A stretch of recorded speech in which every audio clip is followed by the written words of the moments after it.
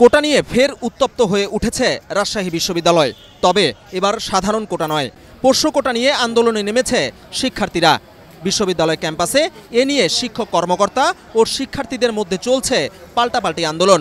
19 August মঙ্গলবার সকাল থেকে শুরু হওয়া আন্দোলন চলে বিকেল অবধি।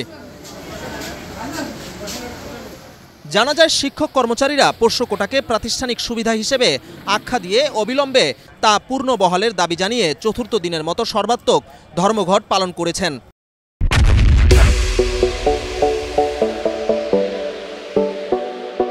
এতে পরীক্ষা ও জরুরি কার্যক্রম ছাড়া ক্লাস ও দাপ্তরিক কাজ বন্ধ ছিল। অন্যদিকে কোটা পূর্ণ বহালের দাবির বিরোধিতা করে বিক্ষোভ শুরু করে শিক্ষার্থীরা। শিক্ষার্থীরা বলছেন, জুলাই গণঅভ্যুত্থানে কোটার বিরুদ্ধে সংগ্রাম করে অনেকেই জীবন দিয়েছেন। গণঅভ্যুত্থানের পর কোটার কোনো যৌক্তিকতা নেই। আজকে যদি আপনি এই কোটার অবস্থা পুনর্বহালের জন্য আন্দোলন করেন, 24-এর গণঅভ্যুত্থানে আমার ভাই আবু সাইদ রক্ত দিয়েছে, জীবন দিয়েছে, মুগ্ধ জীবন দিয়েছে, ওয়াসিম জীবন দিয়েছে, আলী রায়হান জীবন দিয়েছে। তাদের জীবনের সাথে রক্তের সাথে বেইমানি করে এই বিশ্ববিদ্যালয়ে আবার কোটা পুনর্বহালের কোনো সুযোগ আমরা দেব না। ওকে নিয়ে মজা নেবে, আপনি কি চান আপনার ছেলে মেয়েকে নিয়ে মানুষ মজা নিক? আপনারা সুতরাং আপনাদেরকে বলে দিতে চাই, সন্তানদেরকে যোগ্য হিসেবে গড়ে তোলেন, যোগ্য শিক্ষা দেন।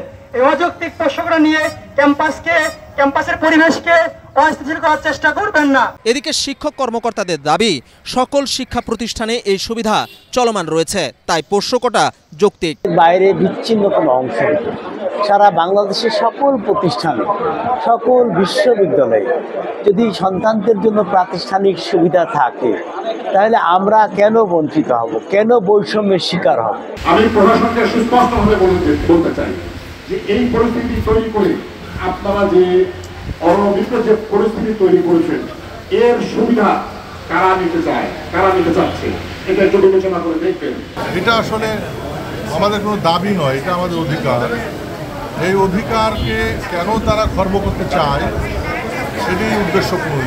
অন্যদিকে বিশ্ববিদ্যালয়টির প্রক্টর ডক্টর মাহবুবুর রহমান বলছেন, পাল্টাপাল্টি আন্দোলনে অনেকেই ভোগান্তিতে পড়েছেন। বিভিন্ন পক্ষের সঙ্গে কথা বলার চেষ্টা করছে, এখন পর্যন্ত যার যার অবস্থান যেটা কিনা ইউনিভার্সিটির জন্য অত্যন্ত ক্ষতিকর বলে মনে করছে, বিশেষ করে শিক্ষার্থীদের।